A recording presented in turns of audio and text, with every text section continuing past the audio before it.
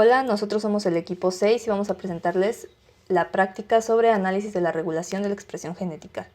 Esta práctica tiene como objetivos entender los mecanismos involucrados en la regulación de la expresión genética, así como demostrar de manera práctica cómo ocurre la introducción de la expresión genética en una cepa recombinante que contiene una fusión genética de REC-A-LAC-Z. Veremos ahora unos conceptos importantes para entender el desarrollo de esta práctica. Primero está la transcripción. La transcripción es el proceso biológico por el cual, a partir de una secuencia de DNA, se obtiene una molécula de RNA que es complementaria a la secuencia de DNA molde de la cual fue sintetizada. La enzima encargada de la síntesis de la molécula de RNA es la RNA polimerasa. Este proceso es el paso previo para la generación de productos biológicos como las proteínas, a partir de los cuales se forma toda la maquinaria celular. Las secuencias de DNA de las cuales se obtienen estos RNA se les denomina genes. Un gen podemos definir como secuencias de DNA que cuentan con la información genética necesaria para generar un producto biológico. La célula busca ahorrar energía siempre que puede, incluyendo en la expresión de genes. Para eso, la célula tiene mecanismos para regularlos y así logra expresarlos en mayor o menor medida, dependiendo de las necesidades celulares en que se presente. Aquí entra la clasificación de genes constitutivos e inducibles. Los genes constitutivos se expresan continuamente dentro de la célula debido a las funciones esenciales que presentan los productos biológicos que generan. Por ejemplo, los genes que expresan las proteínas encargadas de formar el citoesqueleto. Por otro lado, los genes inducibles se expresan bajo situaciones específicas dentro de la célula. La presencia de alguna sustancia, conocida como inductor, provocará la expresión de uno o más genes involucrados en el metabolismo de dicha sustancia. En todos los organismos existen factores que van a regular la expresión de sus genes. Los podemos dividir en dos tipos principales, los factores intracelulares y los factores externos. En el caso de los factores intracelulares, los principales componentes que entran en juego son los factores de transcripción, los mecanismos epigenéticos e incluso productos del metabolismo aeróbico. En el caso de los factores externos, sabemos que en nuestro ambiente existen diversos componentes que pueden llegar a alterar nuestro genoma. Estos factores incluyen la luz ultravioleta, las condiciones nutricionales e incluso una diversidad de químicos contaminantes. En cuanto al metabolismo celular, existen sistemas por los cuales se puede inhibir o estimular la actividad enzimática. A estos sistemas se les denomina sistemas inducibles o represibles. En el caso de los sistemas inducibles se da cuando el sustrato sobre el que actúa una enzima genera la expresión del gen o los genes encargados de la formación de dicha enzima.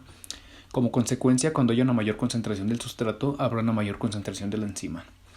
En el caso de los sistemas represibles, se da cuando el producto final de la reacción de una enzima impide que los genes que regulan a dicha enzima se sigan transcribiendo, y al producto que inhibe la síntesis de la enzima se le va a conocer como correpresor. En los organismos procariotas, existen grupos de genes que su expresión está controlada por una misma región promotora, por lo cual, de un solo proceso de transcripción se obtienen diversos productos biológicos. A estos a lo que conocemos comúnmente como perones. En algunas bacterias como E. coli, existe un operón que es encargado de generar las enzimas involucradas en el metabolismo de la lactosa y es conocido como el operón LAC. Este operón cuenta con la característica de que solo se transcribe en situaciones en las que hay poca presencia de glucosa y altos niveles de lactosa. En esta diapositiva se muestran los elementos que conforman al operón LAC. Como se puede observar en la figura, el operón controla los genes LAC-Z, LAC-Y y LAC-A. Al lado del gen LAC-Z podemos observar al operador, que es la secuencia nucleotídica a la cual se va a unir la proteína represora y que va a evitar que la RNA polimerasa comience la transcripción. En el caso del promotor, es la secuencia nucleotídica a la que se une la RNA polimerasa y es la que permite que inicie la transcripción. En el caso del sitio CAP, esta es una secuencia nucleotídica que permite que se una la proteína CAP que promueve la fijación de la RNA polimerasa. En esta diapositiva se muestra cómo es que trabaja el operón LAC en presencia y ausencia de glucosa. A bajos niveles de glucosa, la cantidad de AMP cíclico en el organismo es muy alta. Como consecuencia, la proteína CAP se une al AMP cíclico y le permite unirse al sitio CAP del operón. Como consecuencia, se favorece notablemente la tasa de transcripción de la RNA polimerasa. Por otro lado, a altos niveles de glucosa, la proteína CAP, que no se encuentra unida a AMP cíclico, no es capaz de ensamblarse en el operón, y sin la proteína CAP, la tasa de transcripción de la RNA polimerasa es muy baja. En esta diapositiva se muestran situaciones en las que el operón se encuentra en presencia y ausencia de lactosa. A bajos niveles de lactosa, la proteína represora se encuentra unida al operador y como consecuencia la RNA polimerasa no es capaz de transcribir los genes presentes en el operón LAC. Por otro lado, a altos niveles de lactosa, la molécula de alolactosa, que es un isómero de la molécula de lactosa, se une a la proteína represora y genera cambios conformacionales en su estructura terciaria, impidiendo así que ésta se una al operador y permitiendo el paso libre de la RNA polimerasa por la secuencia nucleotídica. En la naturaleza existe un sinfín de agentes ambientales, tanto físicos como químicos, que tienen la capacidad de dañar a la célula a nivel de DNA, y una de estas moléculas es la mitomicina C. Este compuesto tiene la característica de que es capaz de generar alquilaciones en la molécula de DNA y así actuar como un obstáculo para la DNA polimerasa, ya que se une principalmente a las guanina y citosinas de este ácido nucleico y así evita el avance del replisoma. Tanto la luz UV como la mitomicina C son capaces de dañar el DNA de las bacterias e inducir la expresión de un set específico de genes que se encuentran agrupados en un regulón denominado respuesta SOS. La respuesta SOS es una respuesta global al daño del ADN que se produce cuando los daños acumulados son tantos que impiden el avance de la maquinaria de replicación. Fue descubierta por Miroslav Radman en 1975. Los daños producidos por la acumulación de zonas de ADN monocatenario actúan como señal para que la proteína REC-A induzca al represor génico de las polimerasas LEX-A a autohidrolizarse. Estas polimerasas sustituyen a la ADN polimerasa 3, uniéndose a una abrazadera. Debido a la baja procesividad de estas polimerasas, se unen y se separan del ADN con facilidad. Pueden sobrepasar la zona de daño y rellenar el hueco. Tras eso, se vuelve a reclutar la polimerasa 3 para continuar la síntesis, y es de esta manera como funciona este sistema SOS. Como ya se mencionó, el sistema SOS en las células se activa cuando el DNA se encuentra bajo lesiones graves. Este está conformado por más de 40 genes. Las proteínas de regulación de este sistema son LEX-A como represor transcripcional y REC-A como regulador positivo. Para el estudio de la actividad del promotor, REC-A se hace uso de un gen reportero, en este caso LAC-Z, que genera como marcador beta-galactosidasa. La proteína REC-A, además de activar el sistema SOS, también lleva a cabo el proceso de recombinación homóloga que tiene como objetivo la reparación de la rotura de las cadenas de DNA. Para comenzar con la metodología es importante aclarar que por cuestiones de tiempo esta se dividió en dos partes, la parte A y la parte B. Para la parte A se necesitará principalmente la cepa de Bacillus subtilis, medio de cultivo, solución de mitomicina C y espectrofotómetro, entre otros materiales. El primer paso consistió en sembrar en un tubo estéril con 1 ml de medio LB adicionado con cloranfenicol la cepa Bacillus subtilis sperm 115 con una azada e incubarla a 37 grados centígrados, para así permitir el crecimiento de la cepa. Hecho esto, se transfirieron 0.5 ml del cultivo a 25 ml del medio LB y cloranfenicol, y se incubó en agitador metabólico a 250 revoluciones por minuto y 37 grados centígrados, lo cual permitió mantener el cultivo bien oxigenado y favorecer el crecimiento de la bacteria. Posteriormente se tomó 1 ml de la muestra anterior y se midió su absorbencia en el espectrofotómetro a 600 nanómetros. Esta absorbencia está dada por el crecimiento celular. Conforme aumenta la densidad celular, aumenta la turbidez del medio y, como consecuencia, al irradiarle luz a una longitud de onda específica, las bacterias no permitirán el paso de esta a través de la celda, y esto será registrado por el espectrofotómetro. La longitud de onda utilizada al medir la densidad celular suele ser de entre 400 y 700 nanómetros. Cuanto menor es la longitud de onda, más sensible es la medida. Sin embargo, como en este caso se cuenta con una cantidad considerable de células al inicio de la toma de medidas, no es necesario utilizar una longitud de onda demasiado baja. Las lecturas se tomaron hasta llegar a una absorbencia de 0.5, en la cual la densidad poblacional ya era óptima para continuar con la experimentación. Se transfirieron 10 ml de muestra a 2 matraces estériles. Uno de ellos fue adicionado con mitomicina C, el cual es un agente alquilante. El otro matraz fungió como control, por medio del cual se pudieron contrastar los resultados obtenidos en la experimentación. El siguiente paso consistió en incubar los matraces en agitador metabólico y colocar 1.5 ml de muestra por duplicado en tubo Serpendorf, a 1 hora y a 2 horas de incubación, para después medir su absorbencia a 600 nanómetros. Posteriormente, se centrifugaron las muestras por 1 minuto para permitir la sedimentación de las bacterias y su lavado, el cual se realizó con regulador tris ácido clorhídrico a un pH de 75 para mantener un pH neutro. Como ya se mencionó, debido a cuestiones de tiempo, la experimentación fue dividida en 2 sesiones, por lo que fue necesario dejar las pastillas en hielo para su utilización en la siguiente sesión. En esta diapositiva se muestran los materiales utilizados durante la parte B de nuestra experimentación. La primera parte de la metodología de la parte B consistió en la realización de una lisis bacteriana. Para lograr esto se añadió una solución de lisozima cuya función es debilitar la pared celular de las bacterias y así favorecer esta lisis. Sumado a esto, se adicionó un regulador Z que era rico en minerales como sodio, potasio, cloro, magnesio, etc., que recordemos que fungen como cofactores de ciertas proteínas y enzimas. Además, se añadió una solución de beta-mercaptoetanol, el cual es un antioxidante que puede favorecer la formación de disulfuros, que recordemos que estos disulfuros favorecen la formación de la estructura terciaria de las proteínas. Una vez destruida la pared bacteriana, el siguiente paso consiste en la destrucción de la membrana celular. Para esto se hace uso del Tritón X100, el cual es un detergente que permite el rompimiento de la membrana celular, formando micelas con los fosfolípidos y glicolípidos presentes en esta membrana. Ahora bien, una forma de corroborar que la lisis se ha llevado a cabo es cuando las muestras tienen una apariencia transparente, la cual es debida a la destrucción de la pared y la membrana de estas bacterias. Una vez realizada la lisis celular, se observó la actividad de la beta-galactosidasa añadiendo a las muestras un compuesto estructuralmente similar a la lactosa llamado ONPG, que además tiene la característica de generar una tonalidad amarillenta en el medio al hidrolizarlo. Por lo tanto, el observar un medio con tonalidad amarillenta indica que la beta-galactosidasa se encuentra en actividad. Finalmente, para la medición de la actividad de la beta-galactosidasa se midió la absorbencia de las muestras a 420 nanómetros, ya que esta es la longitud de onda a la que el ONPG es capaz de absorber luz. Hecho esto, se calcularon las unidades de Miller, las cuales son un tipo de medida arbitraria en la que una unidad de beta-galactosidasa es la cantidad de enzima capaz de hidrolizar un nanomol de ONPG por minuto a 28 grados centígrados y un pH de 7. Bien, en los resultados de la parte A se puede observar las mediciones que hicieron cada 45 minutos hasta llegar a un tiempo del 90. A partir de los 90 minutos, a un tubo se le agregó la mitomicina C y a otro se dejó tal cual.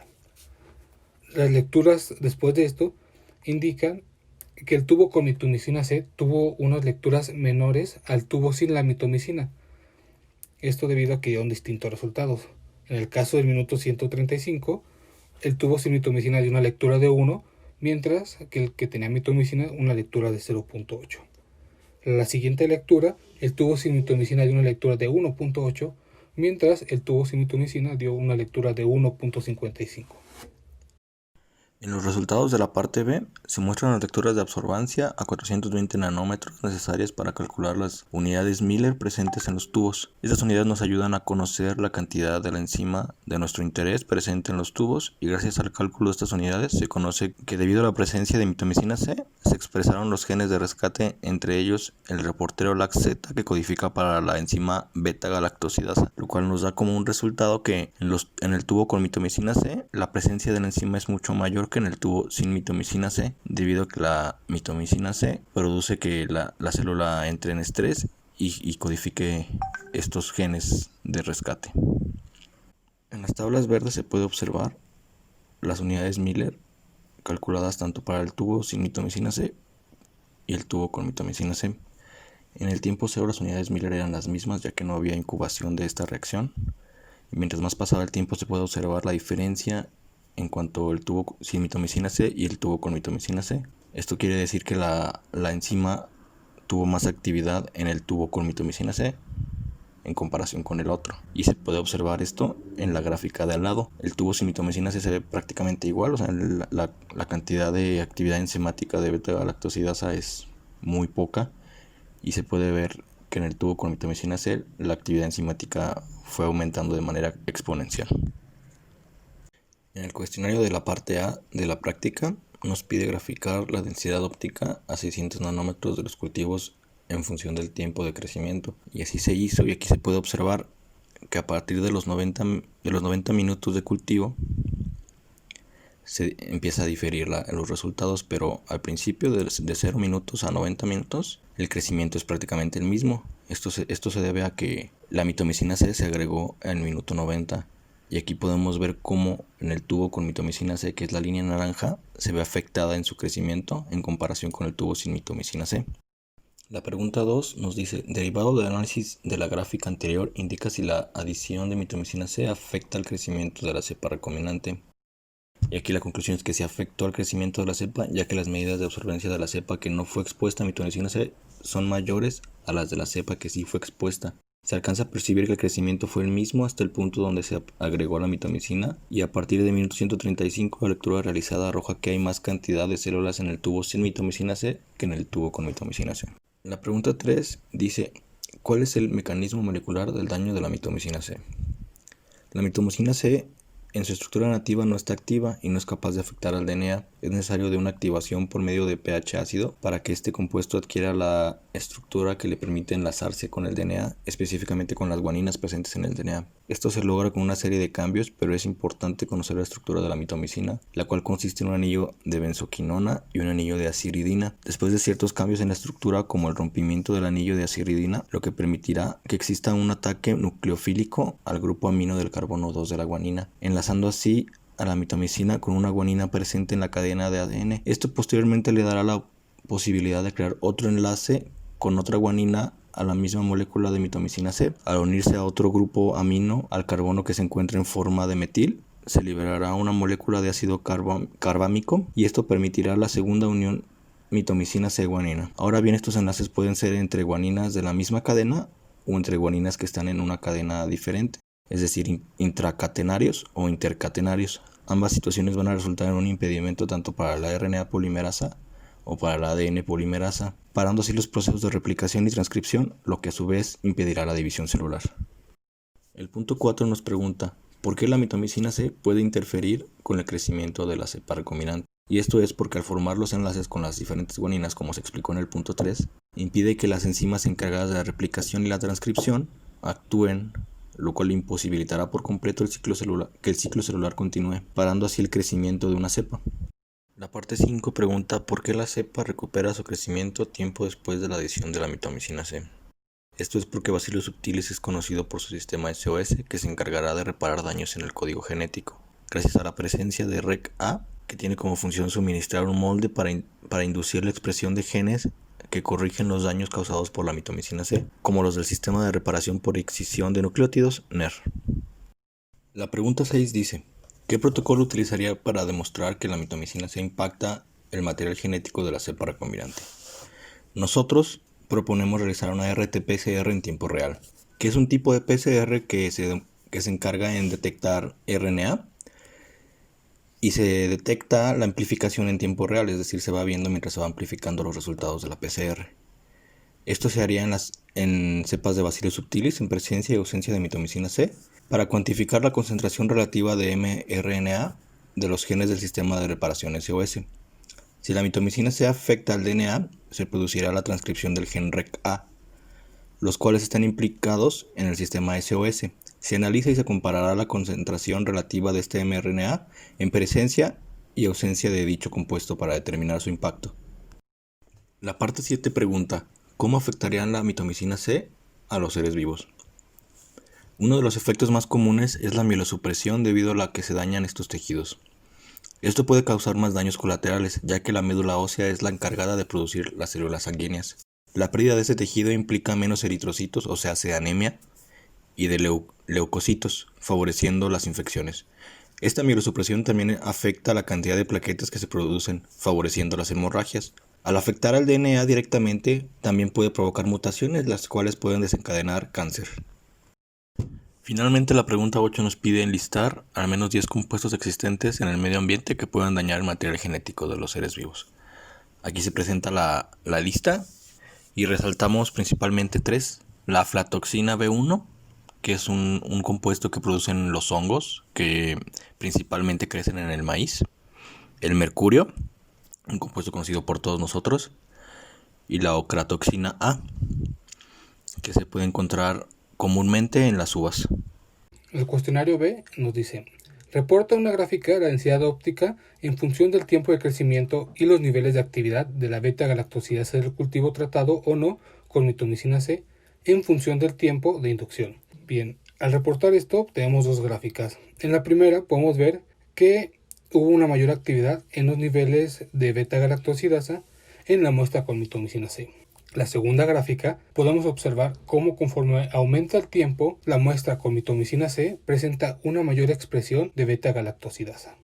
La pregunta 2 nos dice: derivado del análisis de la gráfica anterior, indica si la adición de mitomicina C afectó los niveles de expresión de beta-galactosidasa en referencia al cultivo control. Bien, comparando las dos gráficas, tanto la del tubo de mitomicina C y sin mitomicina C, podemos ver que es evidente que los niveles de beta-galactosidasa presentes en los cultivos expuestos a la mitomicina C son mayores que los presentes en el cultivo sin este agente alquilante. La pregunta 3 nos dice: ¿por qué la mitomicina C incrementa los niveles de expresión de beta-galactosidasa de la cepa recombinante? Bien, hay que recordar que la cepa empleada tiene una fusión del gen RECA-LAC-Z. El gen RECA es un gen que forma parte del sistema de reparación SOS, el cual se activa con la presencia de la mitomicina C, ya que este compuesto genera daños en el DNA debido a que es un agente alquilante. En el caso del LAC-Z, es un gen que tiene como fin producir la enzima beta-galactosidasa. Esto quiere decir que al momento de que se presenta la mitomicina C y genera daños en el DNA, se produce la expresión del gen RECA y por lo tanto la del LAC-Z, dando como producto más beta-galactosidasa. La pregunta 4 nos dice: ¿cuál es la interpretación fisiológica de este resultado? Bien, podemos interpretar que cuando se activa el mecanismo de reparación SOS, también se incrementarán los niveles de expresión del gen LAC-Z, por lo tanto, los niveles de la enzima B-galactosidasa van a aumentar. La pregunta 5 nos dice: ¿en qué aspectos prácticos aplicarás el conocimiento que adquiriste? Bien, en el estudio de respuestas génicas de algún organismo en contra de un patógeno de interés. Esto lo utilizaríamos dependiendo del organismo, utilizamos una fusión de genes distintas. Esto simplemente para comprobar la expresión de gen y poder de alguna manera reportar si es que cierta actividad induce tal expresión de gen o no la produce. Esto dependerá muchísimo del patógeno que estemos estudiando. 6. ¿Cómo aplicarás la tecnología adquirida en esta práctica para investigar el daño de la capa de ozono y sus efectos sobre la fisiología de los seres vivos? Bien, para esto hay que entender otra vez el concepto, y es que la mitomicina es un agente alquilante. Esto quiere decir que daña el DNA, lo cual produce una respuesta del mecanismo SOS y esto produce que se exprese el gen RECA. Entonces, si nosotros exponemos esta cepa a la radiación causada por el daño en la capa UV, esto producirá que se active este sistema y por lo tanto tendríamos la expresión de la fusión RECA-LAC-Z. En síntesis, funcionaría como una especie de medidor biológico de qué tan dañada podría estar nuestra capa de ozono. Conclusiones. En esta práctica se cumplieron los objetivos, ya que se pudo observar el efecto de las sustancias dañinas para la célula y también, con ayuda de genes reporteros, se logró ver el efecto de la regulación génica con el sistema SOS. Esto referente a la medición de la actividad de la beta-galactosidasa. De igual manera, se logró comprobar la inducción de la expresión génica en la cepa recombinante, ya que se generó la fusión genética RECA-LAC-Z. Por lo tanto, al añadir la mitomicina C, se activa el gen RECA y debido a que existe una función, se pudo observar que los niveles de beta-galactosidasa también aumentaron en este momento.